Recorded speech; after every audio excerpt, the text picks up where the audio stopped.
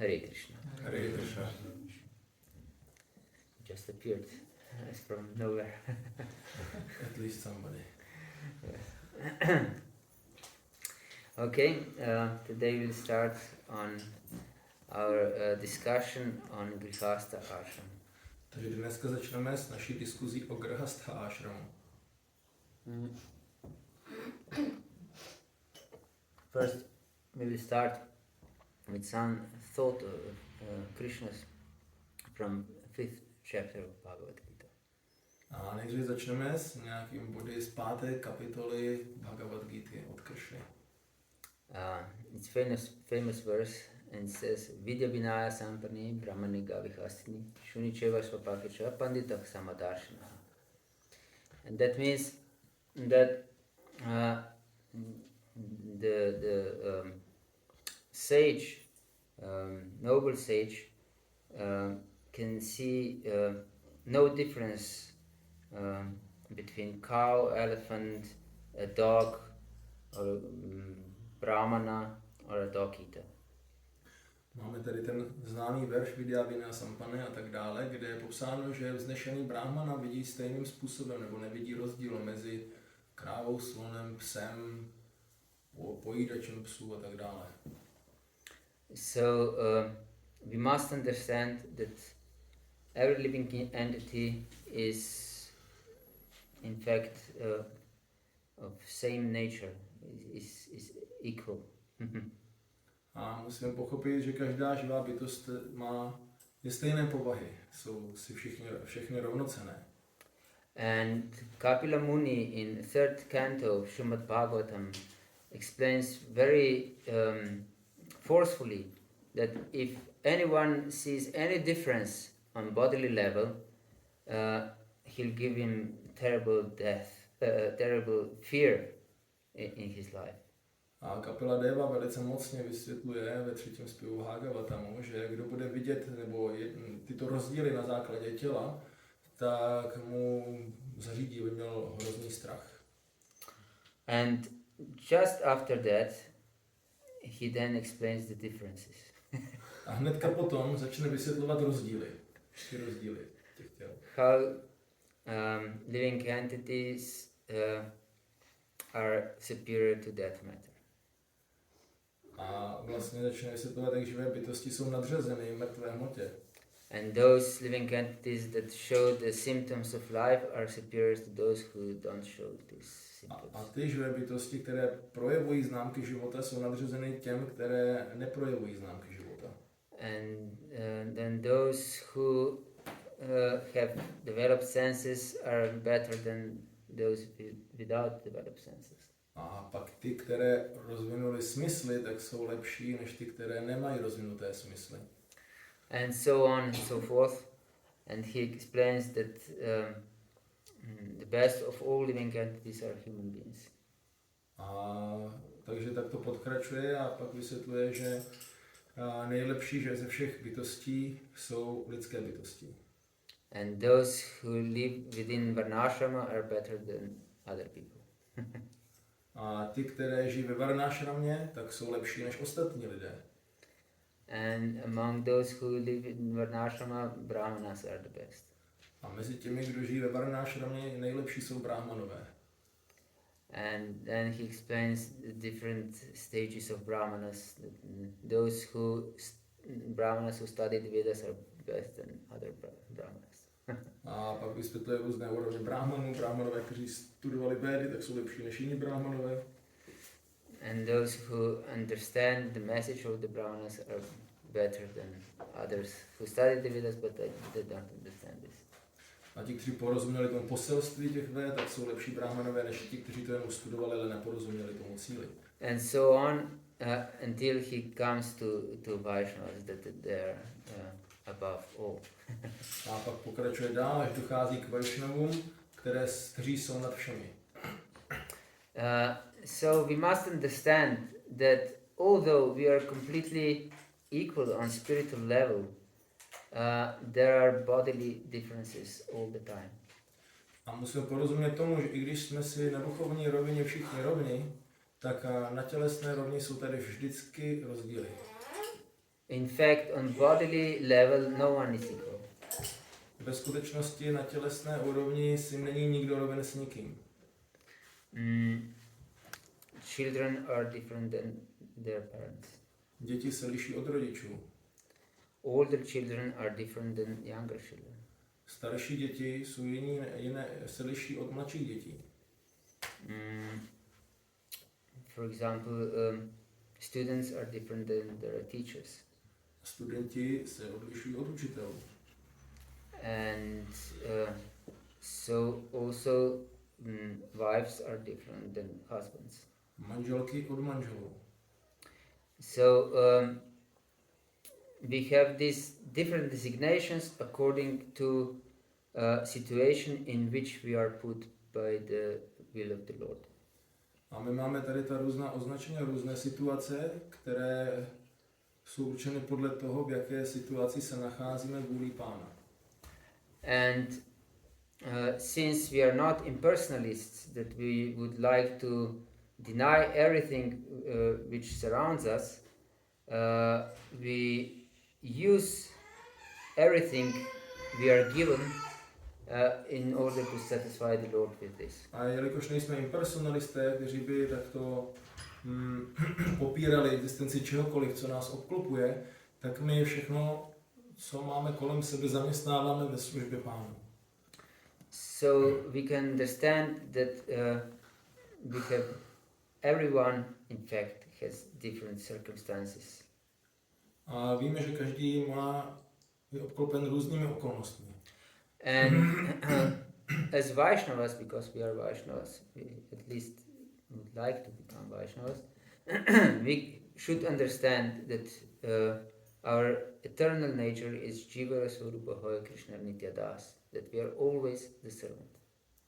A jako Vaishnavové, kteří se aspoň snažíme být Vaishnavové, tak my bychom měli chápat, že jsme věční Jiva Swarupa Hoya Krishna Nitya Das, jsme věční služebníci Kršny. Yes, and as we stressed many times during our lectures, that means that we realize that all living entities are in fact parts and parcels of Krishna, and therefore we are everyone's eternal servant. A jak jsme zmínili mnohokrát na našich lekcích, tak to chápeme, že každá živá bytost je nedílná část Kršny, a tak každý je takový služebník. But according to different circumstances one living entity lives in, we serve them differently.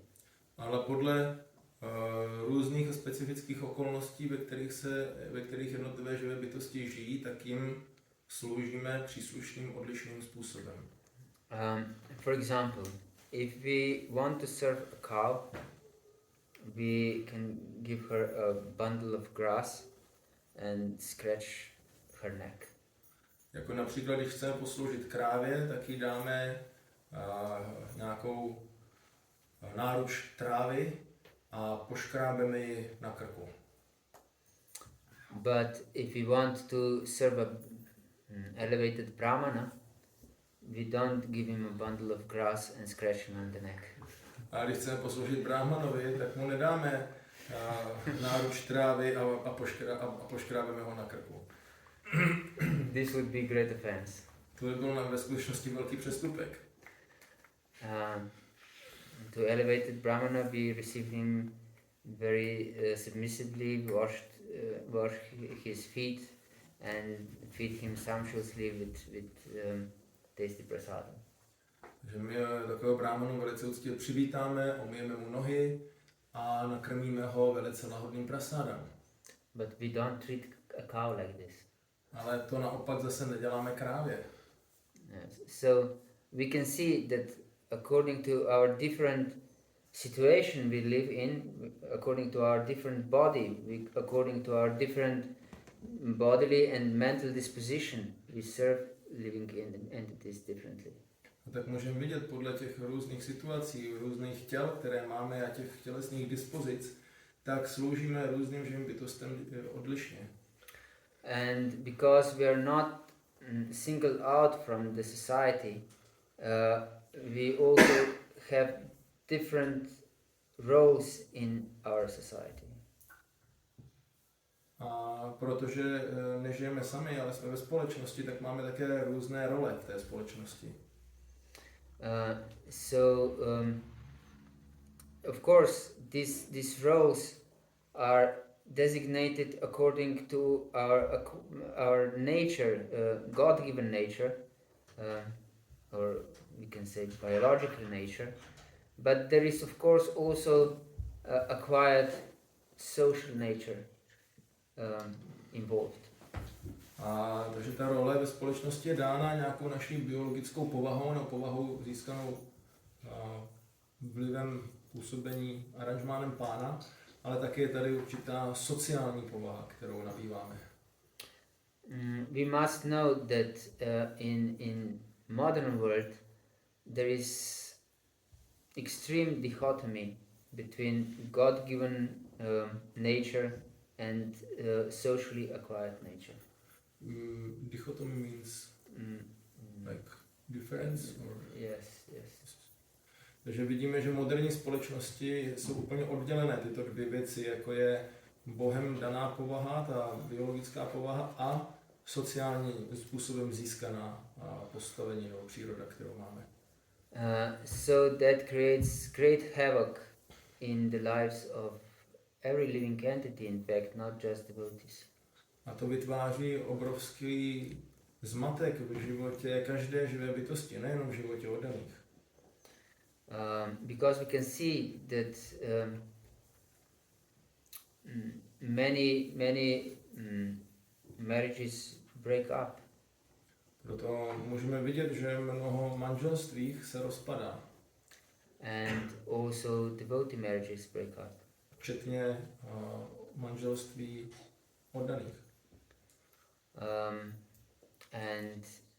But there was a recent trend for some years now that there is less percentage of divorce. A je tady takový trend poslední dobou pár let, že je menší procento rozvodů. Why is that? Because they don't marry. Yes, exactly. Because they don't marry. Takže je menší procento rozvodů, protože lidi už se neberou. In fact, relationship is something that people fear, really. Ve skutečnosti vztah je něco, čeho se lidi bojí. Especially close relationships. Ve skutečnosti hlavně ty blízké vztahy. Because in close relationship we open our heart, at least we tend to open our heart. Protože v těch blízkých vztazích my aspoň máme ten sklon otevřít své srdce. And therefore we are very vulnerable. A proto jsme potom velice zranitelní. And no one can hurt us as much as the loved ones. Ve skutečnosti nikdo nás nemůže zranit tak moc, jako ti, které milujeme. And since we live in such environment for many generations, in fact, these relationships are not supported by the society, we maybe experience this traumatic experience many times before, even in previous lives maybe.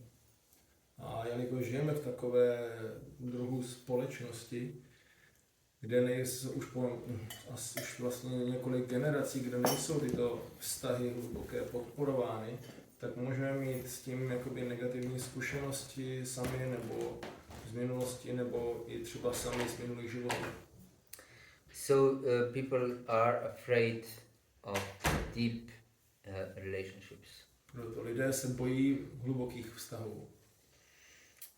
Yes, but we as Vaishnavas should, of course, before we enter in some relationship, we should know what is really our role and what is our nature, what is expected from us, what is expected from our spouse or our future spouse, and so on.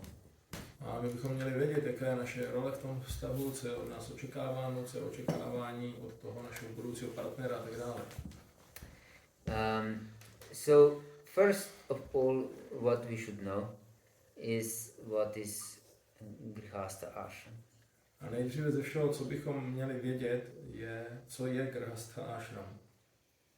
And Grihastha ashram, as the name tells us, it's an ashram. A Grihastha ashram, jak už to samotné jméno říká, je ashram. And what does ashram mean? A co znamená ashram? What? The place where we are supposed to make spiritual advancement. Yes. It's not just a place. Yes. In fact, you're right. A place in which we should make spiritual advancement. And what else is the meaning of ashram? Takže to je místo, kde děláme duchovní pokrok. Ano. Co ještě dalšího?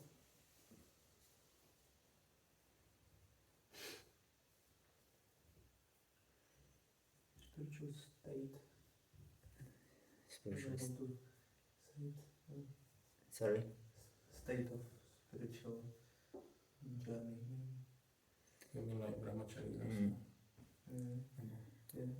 Ashram in fact means shelter. Ashram ve skutečnosti znamená útočiště.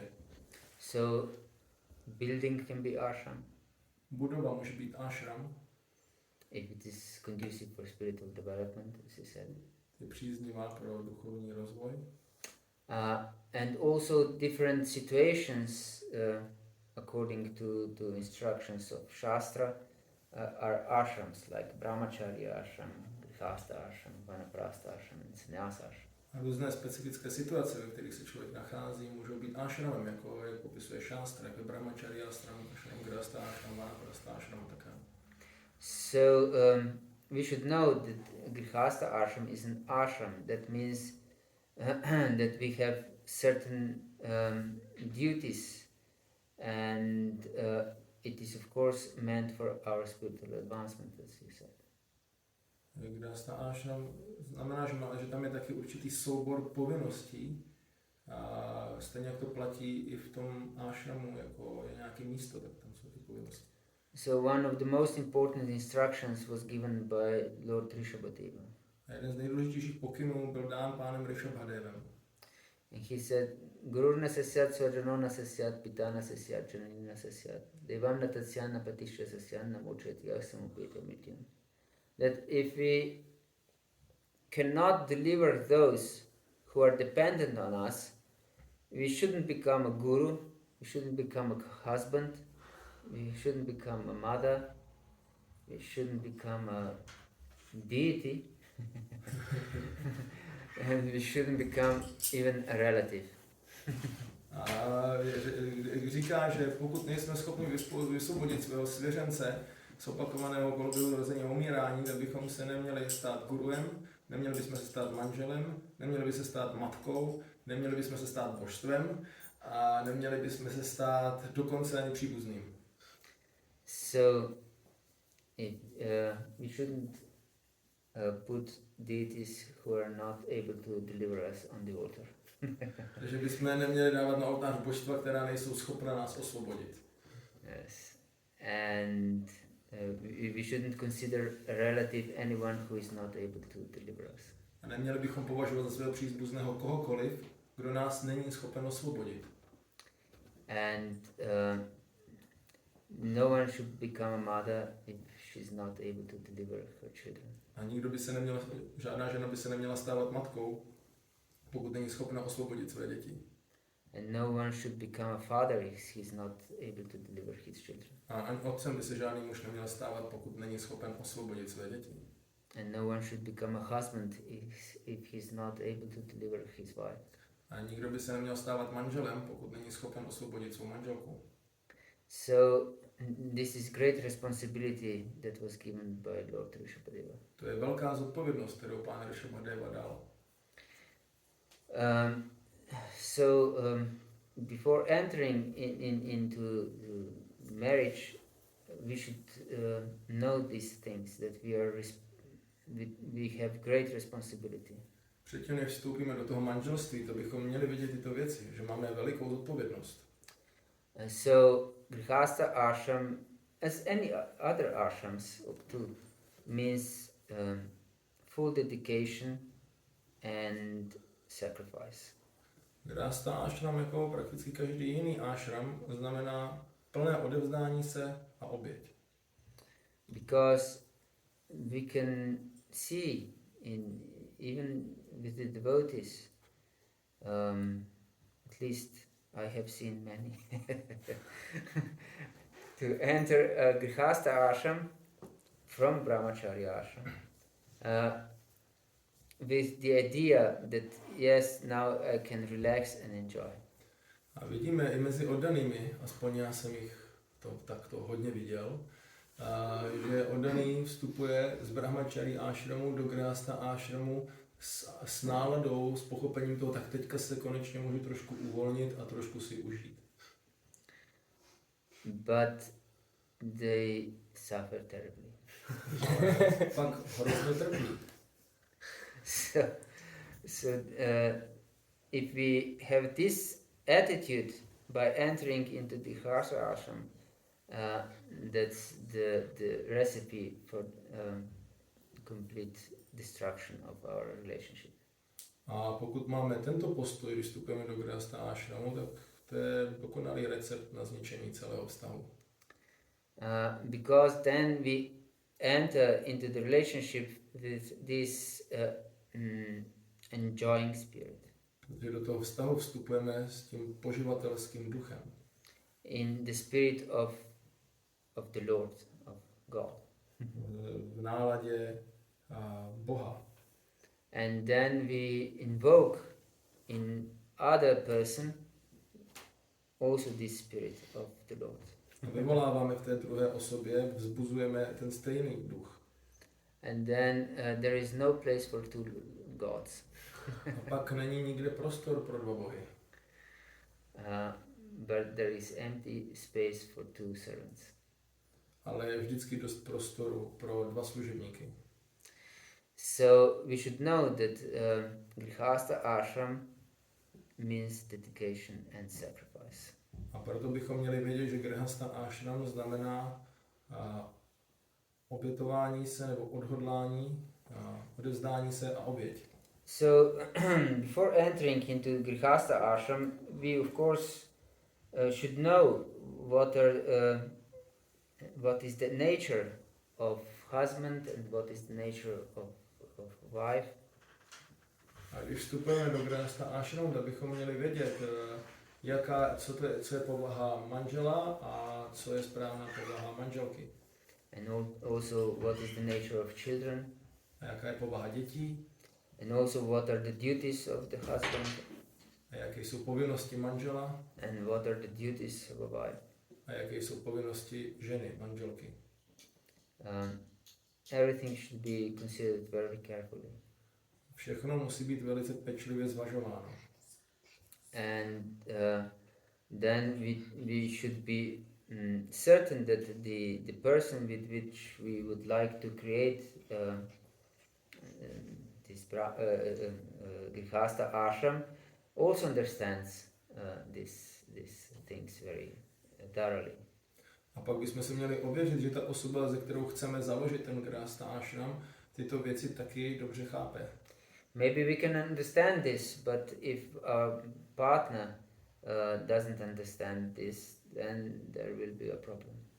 My to možná můžeme chápat, ale pokud náš partner tomu nerozumí, tak to vytvoří problém. Yes. So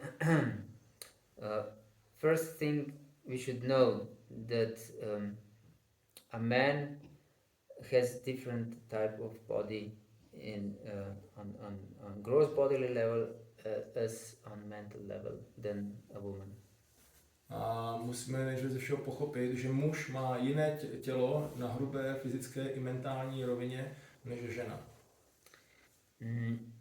A husband or a man is physically stronger and mentally stronger person. Muž, manžel je fyzicky silnější, mentálně silnější.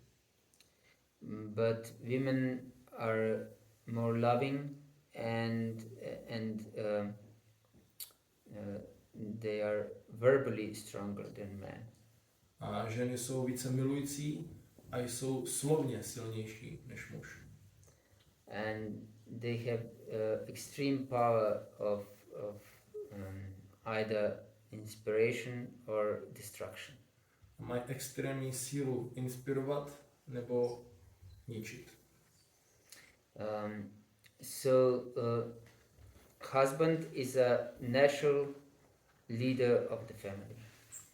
Manžel je přirozeným vůdcem rodiny.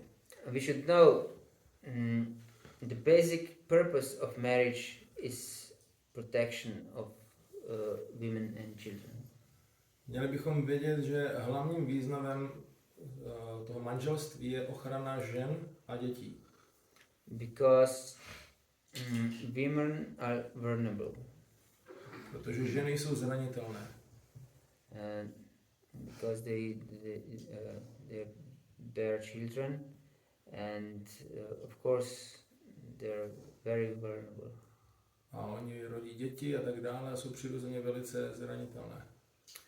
And children are very delicate beings too, and so they should be protected. A děti jsou taky velice křehké jemné bytosti a proto musí být taky ochraňovány. So if there is no social arrangement, women would be exposed to crazy men and children also. A pokud by nebyl žádný takový sociální aranžmán, tak by ženy byly vystaveny šíleným chlapům a šíleným mužům a děti také.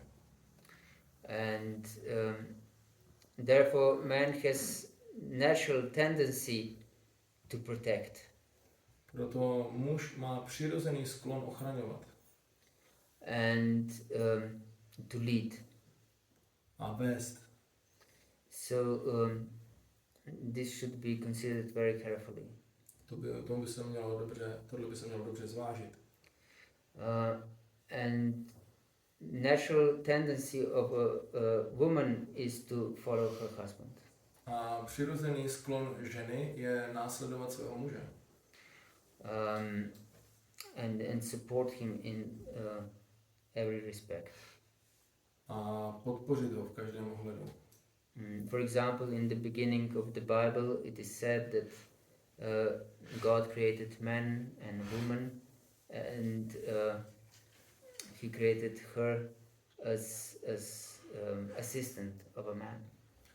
I na začátku Bible je řečeno, že muž stvořil muže, potom ženu a že ženu stvořil jako asistentku k muži. And example of for this is the story we know from Ramayana. A příkladem k tomu je příběh, který známe z Ramayany. For example, when Lord Ram was exiled for 14 years in the forest, Sita wanted to go with him. A když byl pán Ramachandra vyhnán na 14 let do lesa, tak Sita chtěla jít s ním. And he objected at the beginning, and he said that she cannot go with him. A on jí nejdřív jakože v tom bránil a říkal, ne, nemůžeš se mnou jít. Because you're a princess and you're used to live in great luxury, but forest is very harsh place to live. Že jsi princezna, si zvyklá žít ve velkém pohodlí a les to je velice tvrdé místo k životu. So it's not good for you to go. Proto není dobré, aby si šla. And then she said that wherever I go with you, there is heaven. Potom ona řekla, kamkoliv jdu s tebou, tam je nebe. And without you, even heaven is hell. Bez tebe, dokonce i nebe, je peklo. So this is the disposition of chaste wife. A to je ta dispozice čestné manželky. So chaste wife is prepared to go wherever her husband goes. Žena je připravena jít s mužem kamkoliv jde on. Even in hell. Dokonce i do pekla. Of course, if he's a perfect husband, not if he's degraded and therefore he goes to hell. Ne, v případě, že on je samozřejmě dokonalým manželem, ne, že on je tak degradovaný, že kvůli tomu musí do pekla, pak ona chce jít s ním, to ne. So we should understand this. Měli bychom to chápat správně. Yes, and husband, of course, should always protect her wife. A manžel, ten by měl vždycky ochraňovat svou manželku. This is his sacred duty. To je jeho posvátná povinnost. And that means that he provides everything for the family. To znamená, že on poskytuje všechno své rodině. And this is, of course, his duty. To je samozřejmě jeho povinnost. And wife should help him. A manželka by mu měla pomoct. Yes, and of course, I don't know if you have the same saying, but it is said that wife supports three corners of the house. Nevím, jestli to máte taky takový řečení, ale já teda nevím, že žena podporuje 3 rohy domácnosti. Do you have such saying? No. At least I don't know it. Anyone knows? So you learned something from Slovenian saying. Tak teď se můžete něco naučit, aspoň ze slovinského řečení. Yes. The wife supports 3 corners of the house. Žena udržuje nebo podporuje 3 rohy domu. And husband 1. A muž 1. So what makes home a home is a wife, is a woman. In fact. Co dělá domov domovem, je manželka, ta žena. Yes. For example, if it is explained in Shastra, if there is no loving wife at home, or at least loving mother, then this is not a home, in fact. Že je vysvětleno v šástře, pokud doma není milující žena, milující matka, tak to není vůbec domov. Yes. So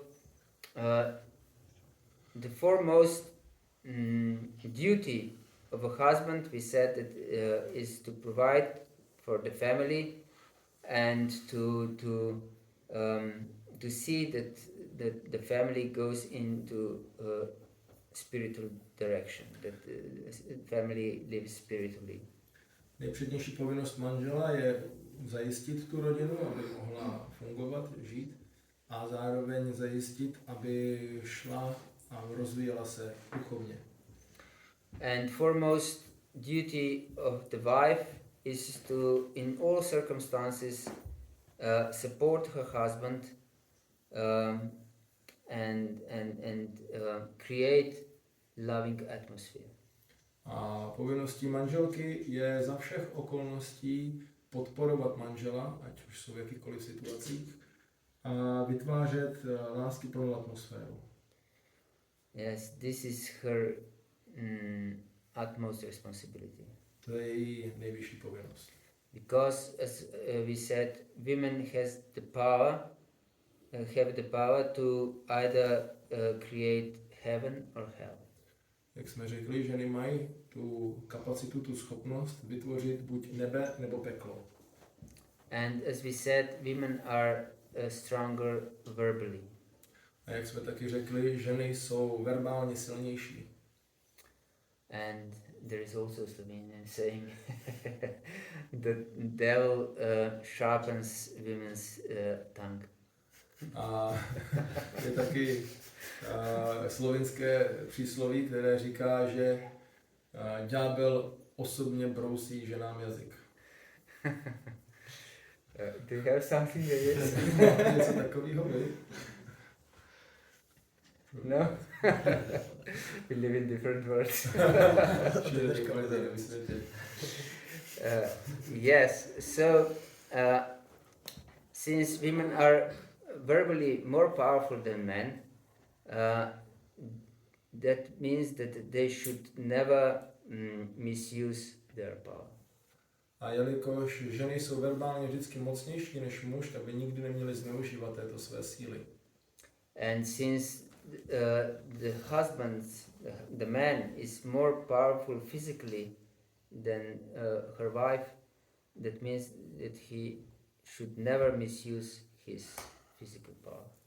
A stejně tak pro muže, který je mocnější, silnější fyzicky, tak by neměl nikdy zneužít své fyzické síly. So they should be very careful not to misuse their superiority in any regard or any way. Měli by si být opatrní, aby nezneužili svý nadřazenosti jakýmkoliv způsobem. So women should know that because they are loving in heart, they should create loving atmosphere, and that means with sweet words and also with food. We also have a saying that love goes through our belly. That we also have. Oh. Takže žena by měla vytvářet doma příjemnou atmosféru lásky plnými slovy a zároveň taky dobrým jídlem. Jak máme rčení, tak láska prochází žaludkem. Yes, so foremost duty of the wife is to feed her family with love and of course with loving prepared food. Takže nejpřednější povinnost manželky je živit svoji rodinu láskou a s láskou připraveným jídlem.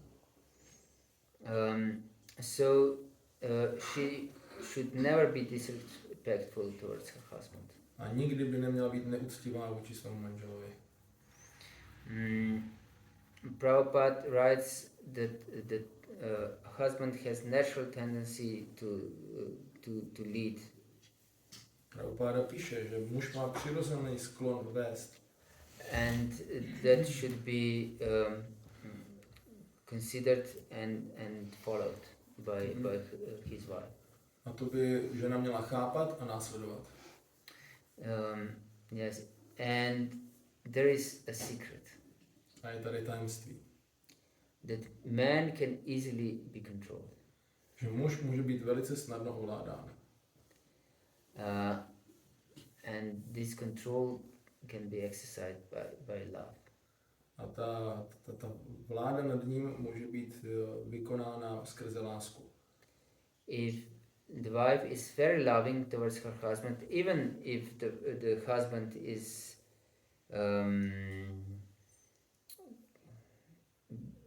bad-tempered or ill-behaved and so on, she conquers his heart. Pokud je ta žena velice milující a velice nakloněná svému manželu, i když ten manžel může mít trošku divokou povahu a může být neúplně dobrý člověk, tak ona si tak získá jeho srdce. And then he will do everything she wants. A pak on udělá všechno, co ona chce. With great enthusiasm. S velkým nadšením. But if she wants to fight with her husband, then she'll create hell. A pokud chce bojovat se svým manželem, tak vytvoří peklo. And this can be a great problem. A to se může stát velkým problémem. And the problem is that everyone in this society is trained to fight. Problém je, že každý v dnešní společnosti tak je trénován od malička, aby bojoval. Women and men. Jak muži, tak ženy. But the problem is also that women are brought up more and more in this male spirit. A problém je taky, že ty ženy jsou vychovávány více a více v tom mužském duchu. And men are more and more brought up in female spirit. A muži naopak v tom ženském duchu. So there is mix of everything. A teď se to celý míchá. And victims usually in reality they represent this as striving for women's rights. A je to prezentováno jako snaha nebo boj za práva žen. But in reality, the victims of these systems are mostly women.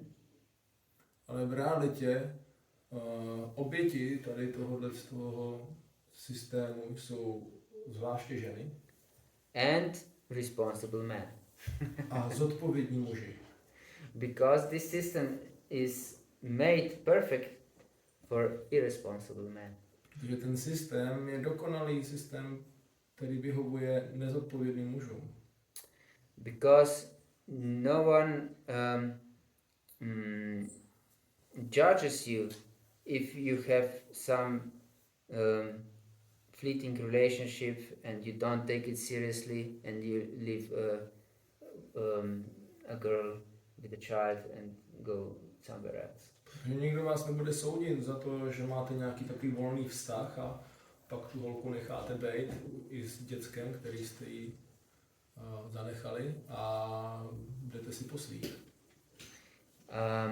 But if a man wants to be a responsible husband, then because women are more and more brought in this male consciousness,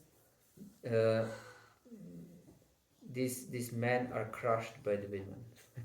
A ty muži, kteří jsou zodpovědní, tak jelikož jejich manželky jsou vychovány v tady tom mužském vědomí, spiritu, tak oni ho prostě rozdrtí, toho svého manžela.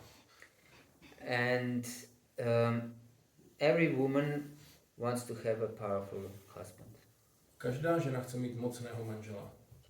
Because as we said, that women are naturally vulnerable entities. Protože, jak jsme řekli, ženy jsou přirozeně zranitelná stvoření. And she wants to have a powerful protector. A chce mít svého mocného ochránce. But if she is more powerful than her husband, because she wants to command to her husband and so on. A pokud ona je mocnější než její husband, protože mu chce rozkazovat, nařizovat, she'll be deeply dissatisfied with him. Tak s ním bude hluboce nespokojená.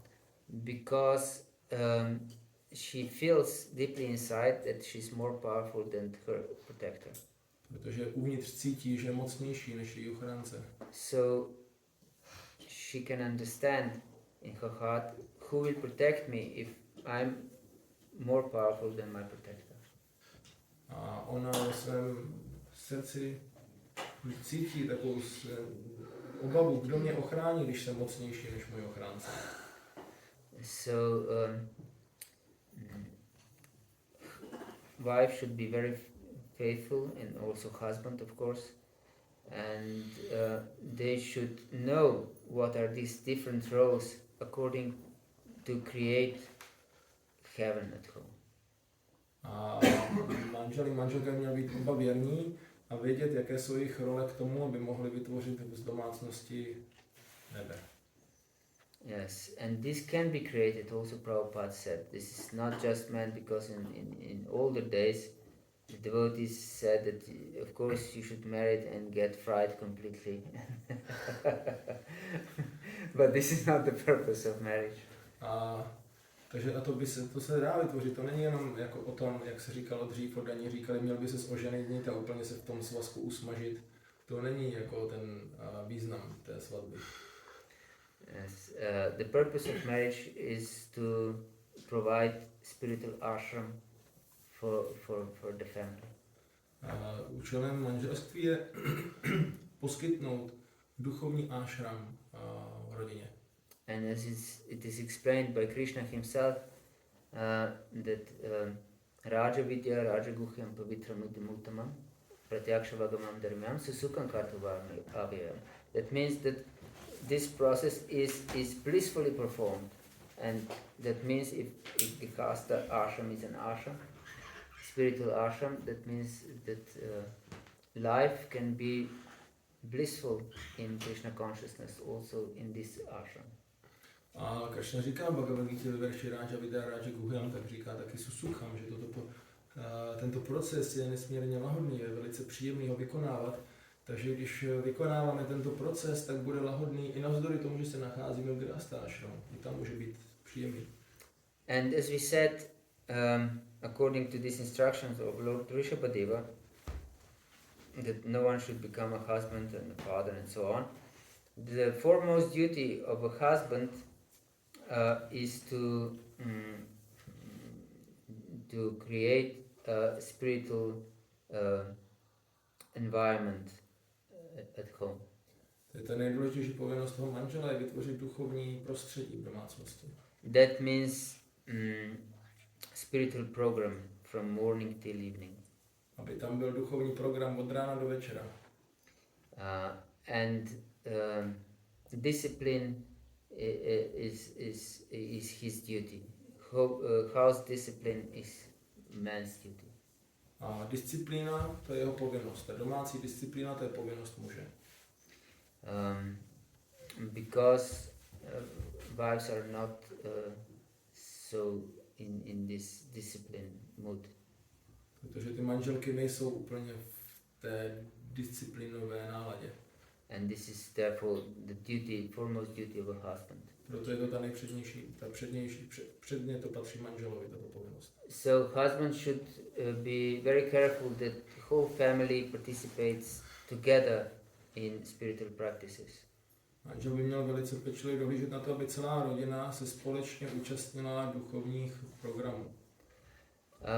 For example, I have seen many times that, for example, husbands worship some Shalagram Shila, but the rest of the family is not engaged in devotional service. Já jsem viděl mnohokrát, jak třeba manželé jsou zaměstnáni v uctívání Shalagram Shily a zbytek rodiny nic jako žádnou oddanou službu přitom nedělá. So every single family member should be engaged in devotional service. Každý jednotlivý člen rodiny by měl být zaměstnán v oddané službě. And that is the duty of a husband. A to je povinnost manžela. So he should provide spiritual program at home. A měl by doma poskytnout všem duchovní program. Of course, if we live very close to a temple, there is already some temple program going on.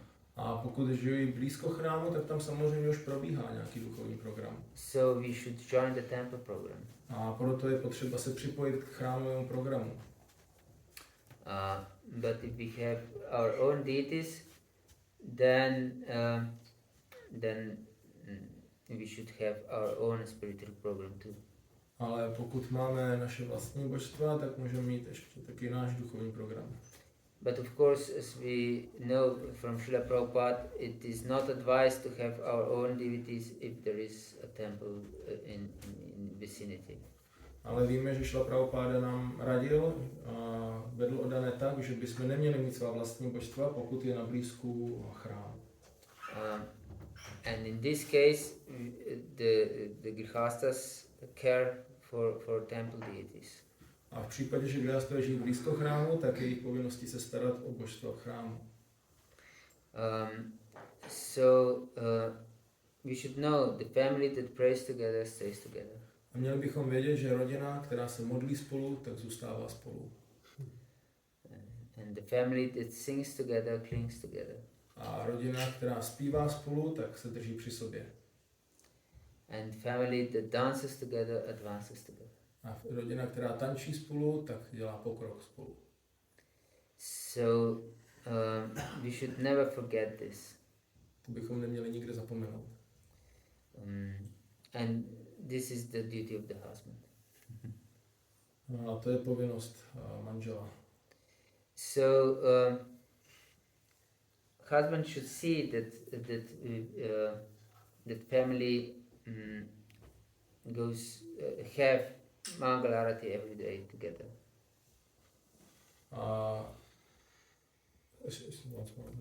The husband should see that the family have Mangal Arati together. Dohlížet na to, aby byli všichni, celá rodina společně na Mangala Arati. And for example, Gaura Arati also in the evening together. A například Gaura Arati společně, aby měli dohromady večer. And they should listen to lectures together. A přednáškám naslouchat společně. And they should at least read something together. Aspoň si něco společně přečíst taky.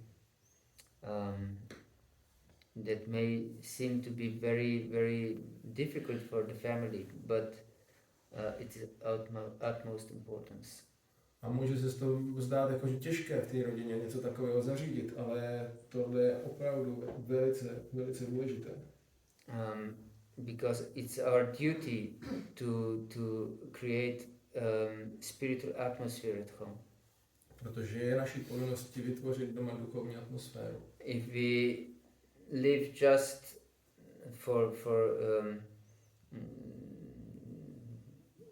getting some money, that means we go to job or we have our own business, and we spend all days on this, and when we come home and we are tired and we just relax and so on, and there is no common spiritual programs at home, then this home is not an ashram. Pokud my máme prioritu, že musíme vydělat peníze a zajistit tyto věci a musíme jít na celý den do práce, do zaměstnání, nebo děláme náš vlastní biznis, který nám bere hodně moc energie a pak přijdeme večer domů a už si chceme jen tak relaxovat a odpočinout a nemáme čas na to, abychom měli ten solidní duchovní program společně jako celá rodina, tak potom to není vůbec ashram. And the husband is responsible that all family has sound sadhana. A manžel je zodpovědný za to, že celá rodina má kvalitní sadhanu. And of course he cannot demand anything that he doesn't do it himself. A samozřejmě nemůže vyžadovat nic, co on sám nedělá. Because his instruction or teaching should be, of course, based completely on his example. Protože všechny jeho pokyny, které dává, všechno, co učí, to by mělo být plně založeno na jeho osobním příkladu. So he must be very strict, but most strict to himself. On musí být velice striktní, ale nejstriktnější musí být na sebe. And of course he should be strict also with his children.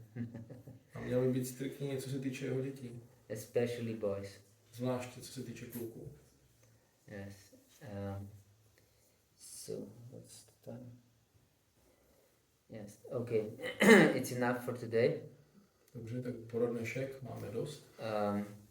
So what we discussed today, I'll just sum up. Já to jenom shrnu, co jsme dneska probrali. So we should know that every living entity is spiritually equal. Měli bychom vědět, že každá živá bytost je duchovně rovná. But according to our physical and mental disposition, we are different. A podle našich fyzických a mentálních dispozic se od sebe lišíme. Everyone has his own nature. Každý má svou povahu. And we should consider it very, very carefully. To bychom měli zvážit velice pečlivě. And women are more loving and caring, and this is their role. A ženy jsou více milující a takové starostlivé, starající se, a to je jejich role.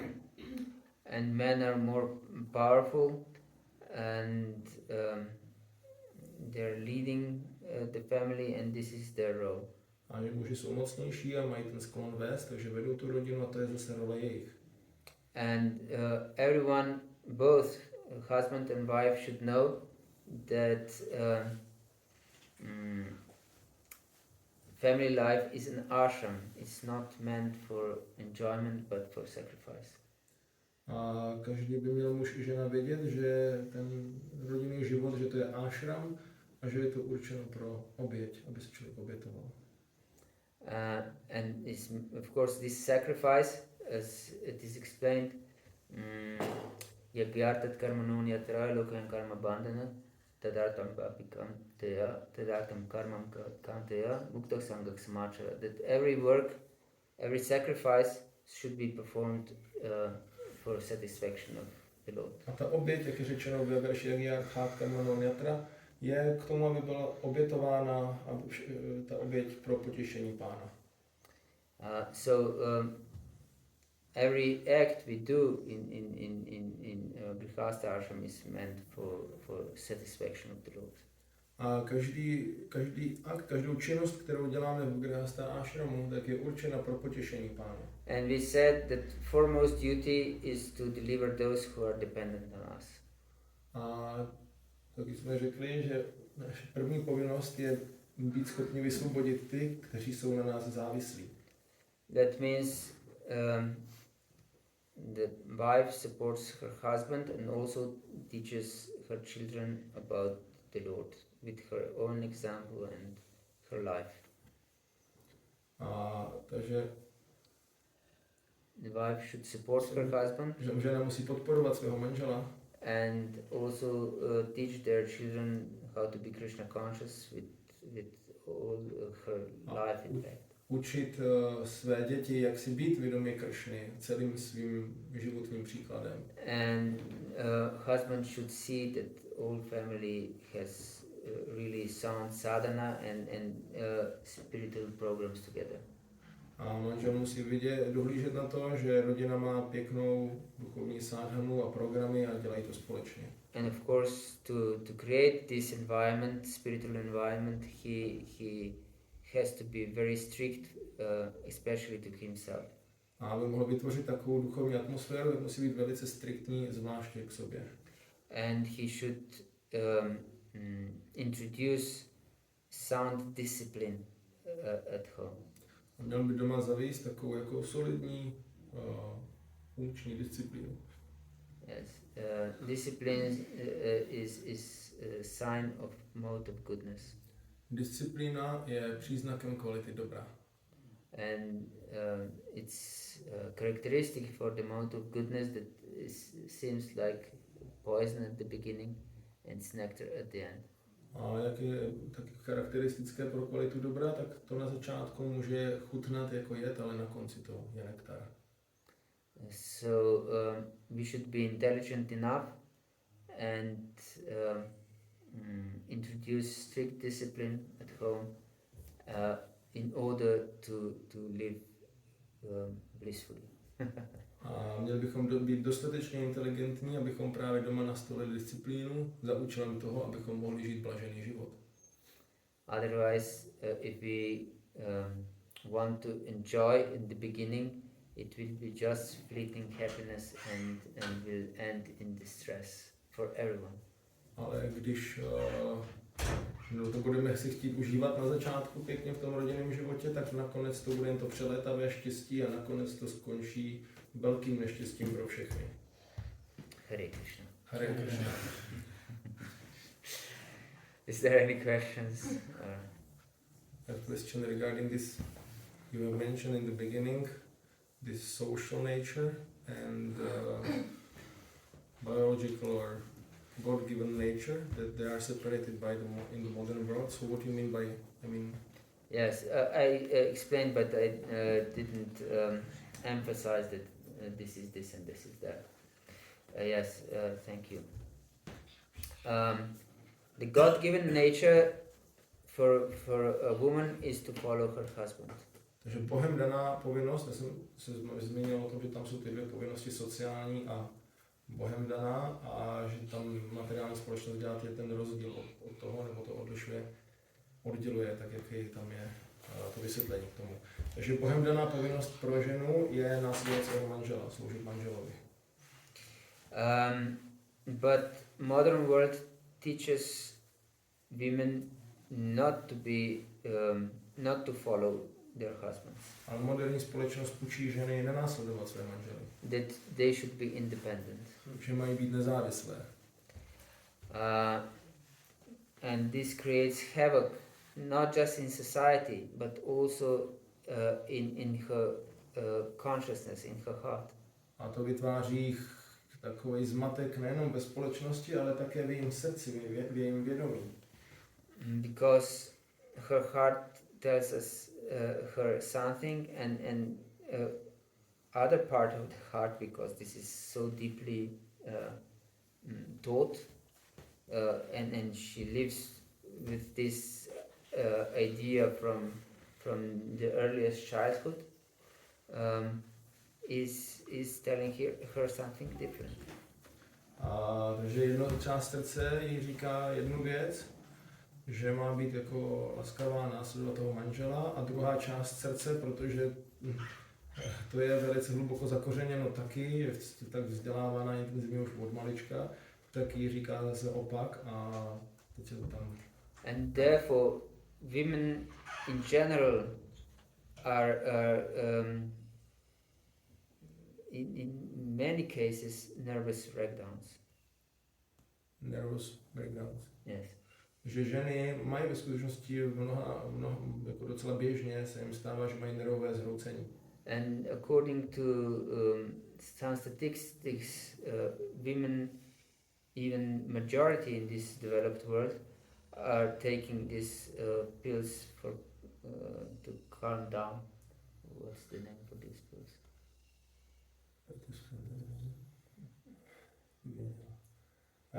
Berou nějaký pilulky ženy, jako podle statistik hodně žen bere pilulky, které právě tak to sklidňují, jak se tomu říká. Not just antidepressants, but not to be nervous. Anti-stress something. Anti-something.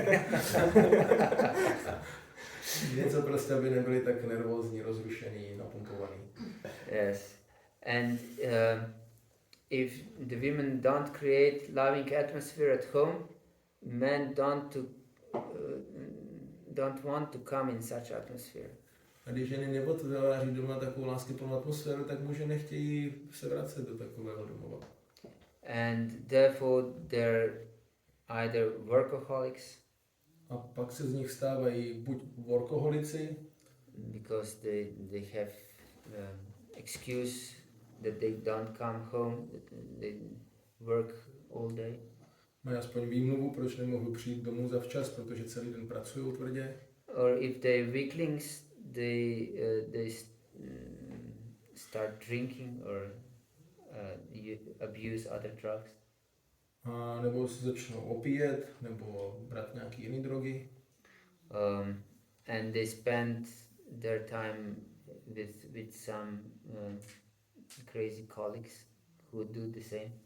A budou trávit svůj čas s nějakými šílenými kolegy, kteří vlastně mají stejný zájem jako oni. Because in this environment they are understood. Protože v tomto prostředí je jim porozuměno. And whenever they come home, there is just hell. Kdykoliv přijdu domů, tak je tam jenom peklo. Yes. But on the other side, this is women tendencies are mixed up because of modern upbringing. A proto jsou ty sklony, ty ženské tendence takto úplně pomíchané díky té moderní výchově. And all the men's tendencies are mixed up. A i ty mužské sklony jsou smíchané.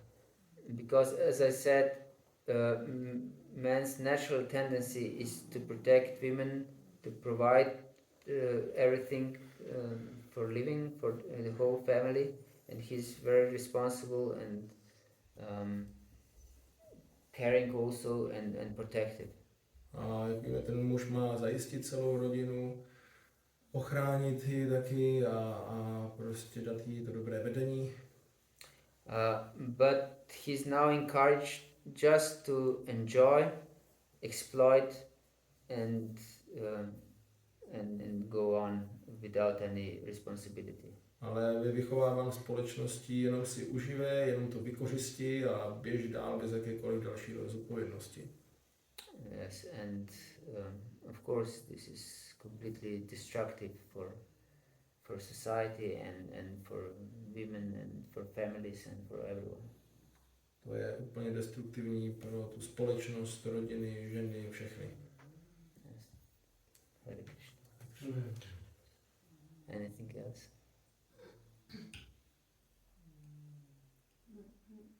Yes, please. Jak prakticky jakože provést tu změnu, aby se z těch manželek, co chcou ovládat ty muže, staly ty milující, podporující ženy, které se jako to, jakože tu teorii už, to jsme slyšeli, je to hezky, chtěli bychom toho dosáhnout, ale jak prakticky, jestli jsou nějaký kroky, jak prostě. How here are some practical ways how these women can become, can make the change and become the loving, following wives, because we have heard this many times and we would like to be like that, but still it's not very easy for us to overcome this. So if there are some practical tips. Use your intelligence. Použijte svoji inteligenci. This is most practical tip. To je ten nejpraktičtější tip. And you can experience also. You can use your scientific way, scientific side of yourself. A můžete taky experimentovat, můžete použít takovou tu vědečtější stránku sama sebe. Because no one wants to live with unpleasant in unpleasant environment. Protože nikdo nechce žít v takovém nepříjemném prostředí. And men have natural tendency to lead and to protect. A muži mají přirozený sklon vést a ochraňovat. So he cannot tolerate to be disrespected. A nedokáže tolerovat, že není respektován. This is his need to be respected. To je jeho potřeba být respektován. And if wife wants to have a good relationship with her husband and her family, then she should respect this position of her husband. A když manželka chce mít dobrý vztah s manželem a s tou svou rodinou a v té své rodině vytvořit, tak musí respektovat svého manžela. And if she's very loving and supportive, even if the man is not so good behaved and so on, then she will conquer her husband's heart.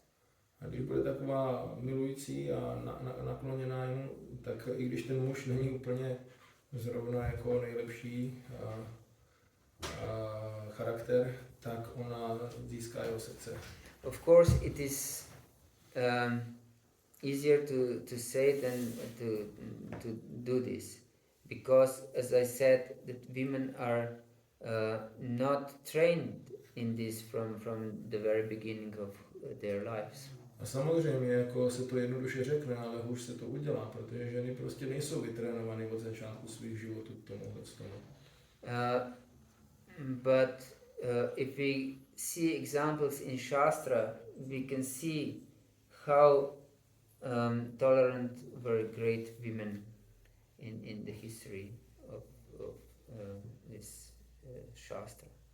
Ale když se podívám na příklady šáster, tak můžeme vidět, jak tolerantní byly ty vznešené ženy historie. For example, Devhuti was daughter of Manu. Například Devahuti byla dcera Manua. And Kardama Muni was a hermit living in the forest. A Kardama Muni byl takový poustevník, světec, který žil v lese. And she completely adopted his way of living. A ona úplně přijmula způsob jeho života. To live in a forest like a hermit, and she really was emaciated then. That means completely undernourished and. Jo. A ona žila s ním takto v lese a tím jeho poustevnickým způsobem a vlastně díky tomu byla nakonec úplně podvyživovaná, neopečovávaná. So it is true that later on Kardama Muni created this flying mansion. A je pravda, že Kardama Muni potom vytvořil ten lítající zámek. And everyone should take instruction from this, even wives and also husbands. Každý z toho si může vzít jakoby poučení, jak manželky, tak manželé. So wives should follow their husbands in every regard, even if it's inconvenient and hard. Manželka by měla následovat svého muže v jakémkoliv fázi nebo situaci, i když je to pro ně velice nepohodlné, pro její tělo i srdce, nebo teda tvrdé. And husbands should see that they have to make their wives happy. A manžel by zase měl se dívat na to, jak učinit tu manželku šťastnou. And of course to protect her. A taky ochránit. And not just her, but whole family. A nejenom je, ale celou rodinu. Yes, this is of course a part of our sacrifice. A to je samozřejmě součást naší oběti. As we said, that Grihastha ashram is not meant for enjoyment, but for sacrifice. Jak jsme řekli, Grihastha ashram není určen pro požitek, ale pro oběť. For example, if we enter Brahmachari ashram to avoid some responsibility of Grihastha ashram, or with any other reason,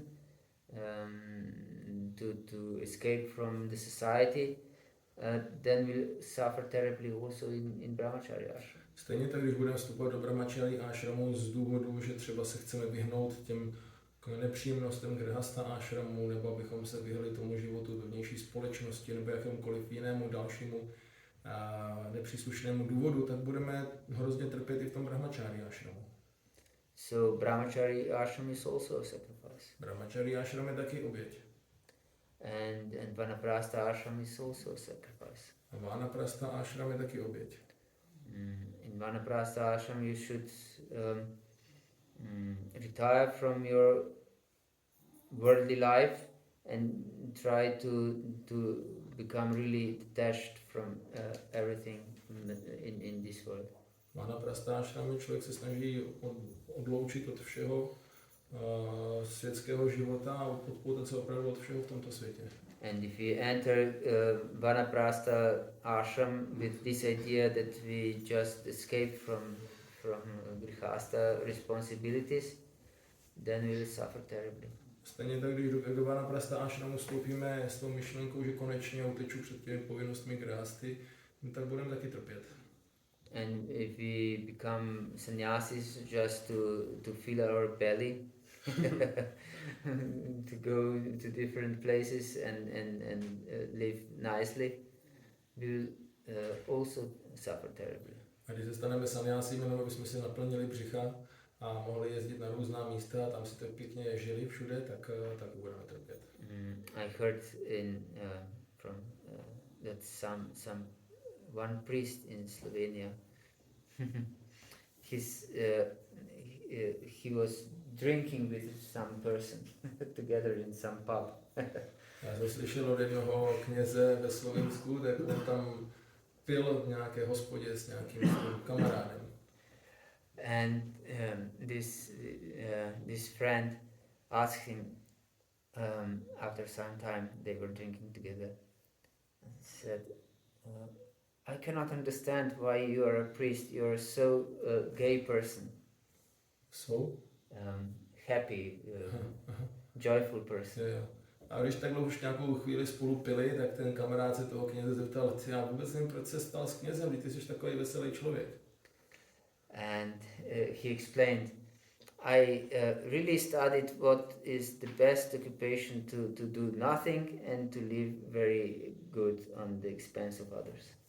A ten kněz říká, no já jsem velice pečlivě si nastudoval, jaké je nejlepší zaměstnání, kde člověk vlastně jako nic nedělá a zároveň si velice dobře žije na účet druhých.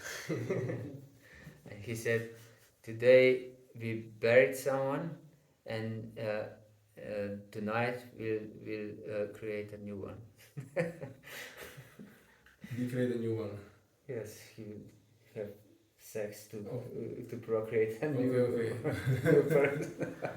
Ten kněz říká, no dneska ráno jsme jednoho pohřbili a dneska večer jsme jednoho splodili.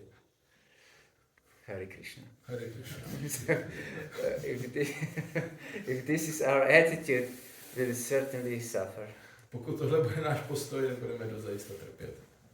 So every ashram we should know this before entering any ashram, that this is sacrifice and dedication to satisfaction of Lord Vishnu. A každý ashram měli bychom vědět, že předtím, než do něj vstoupíme, že to je oběť pro potěšení Pána Višnu. And if we enter with wrong mentality, that is problem for us.